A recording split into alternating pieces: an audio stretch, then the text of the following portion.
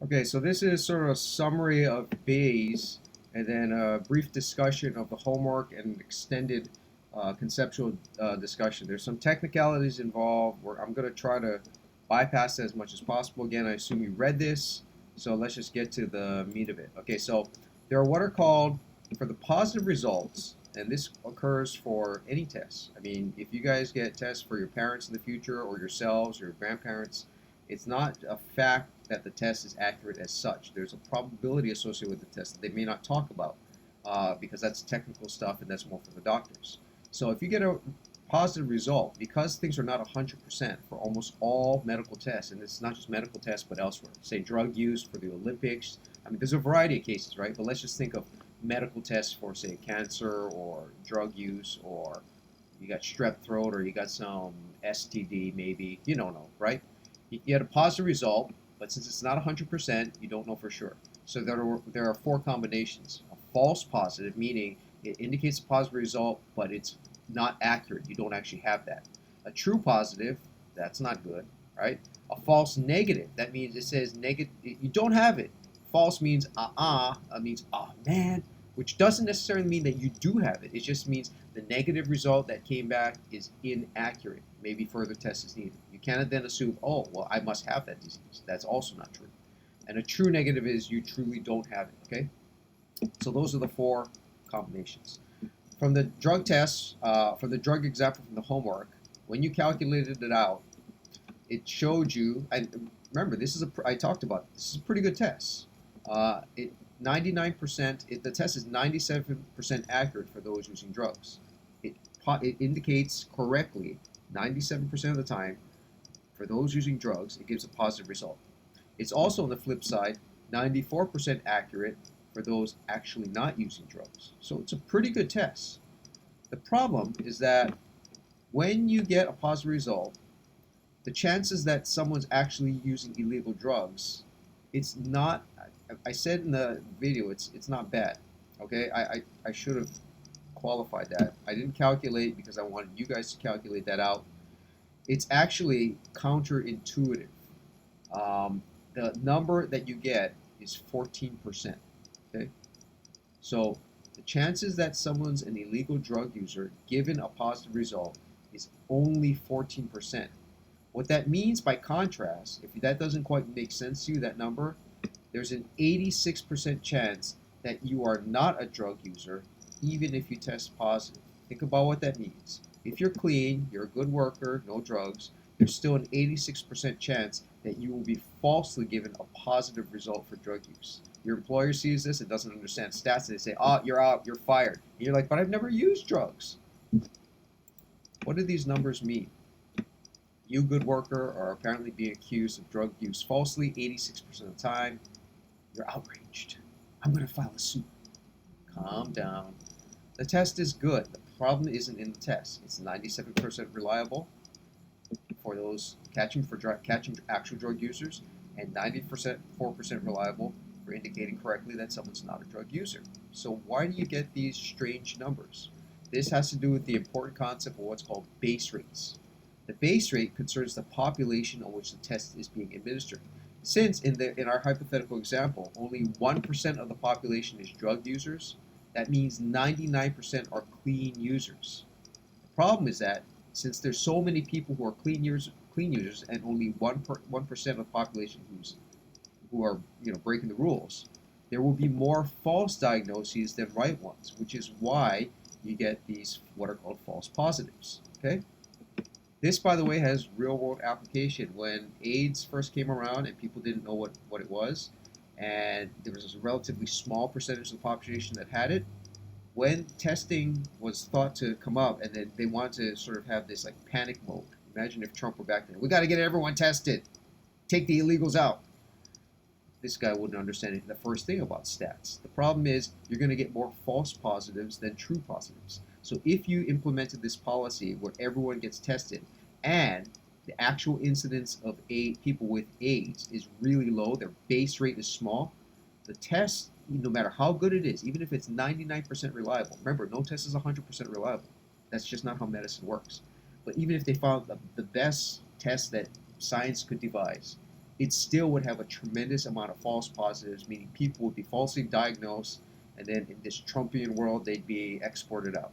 So know your stats and do some damn good thinking, because we just don't have enough of that in this world today. And it's not just Trump, it's the world in general. Okay, so if you don't quite get that, let's continue on. A slightly different case is that the problem here is that the base rate dominates the goodness of the test. It overrides the goodness of the test. So let's change slightly to show you, to fine tune your intuitions, right? Intuitively, you can put this as follows. Ladies, if there were, suppose, a manometer, like some future app of apps, judging the goodness of a prospective date, you got all these computer programs out there, Match.com and all the rest. We'll talk about this later, by the way. It's based in this same kind of Bayesian type calculation, but they add more to it.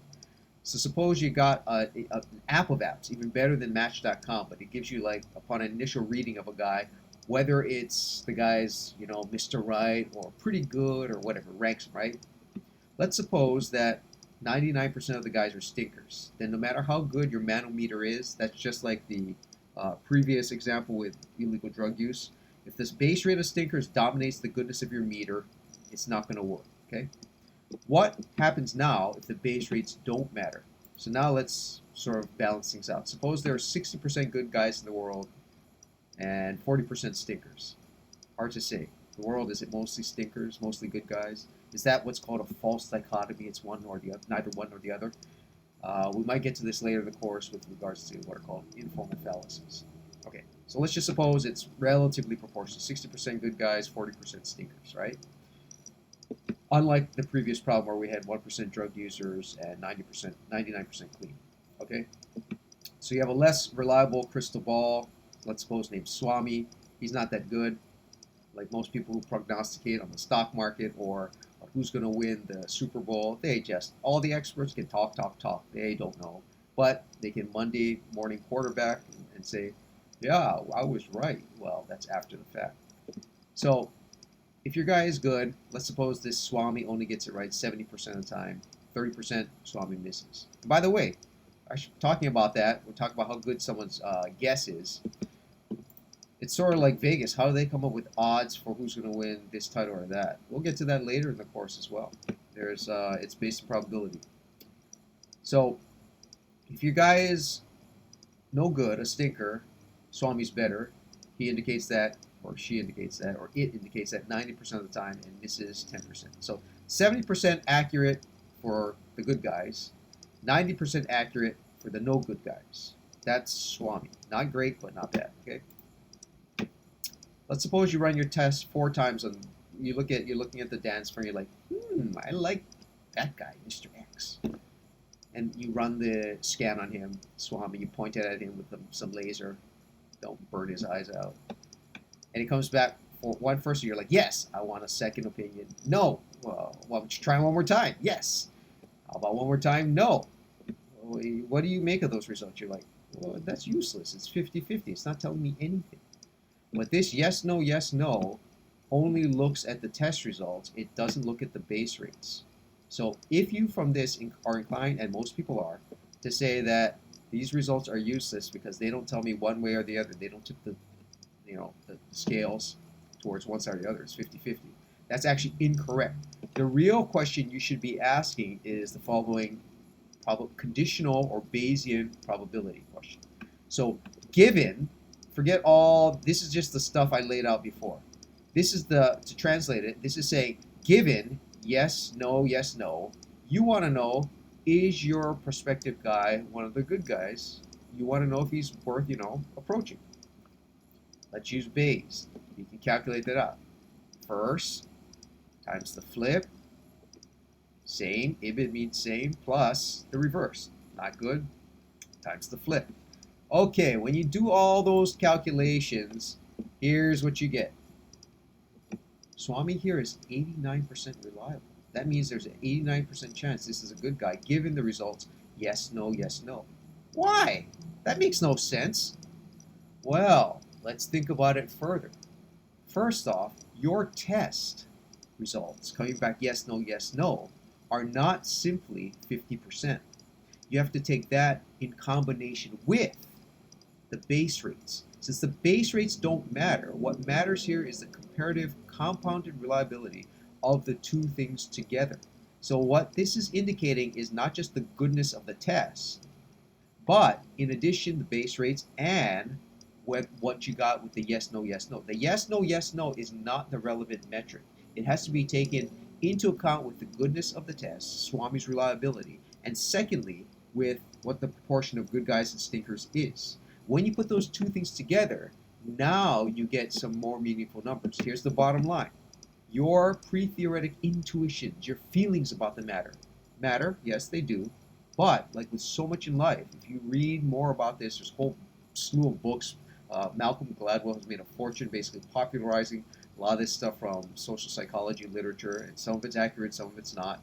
But the bottom line is intuitions matter, but only partially. They matter in certain domains, and they're accurate. In other domains, they go wildly off the mark.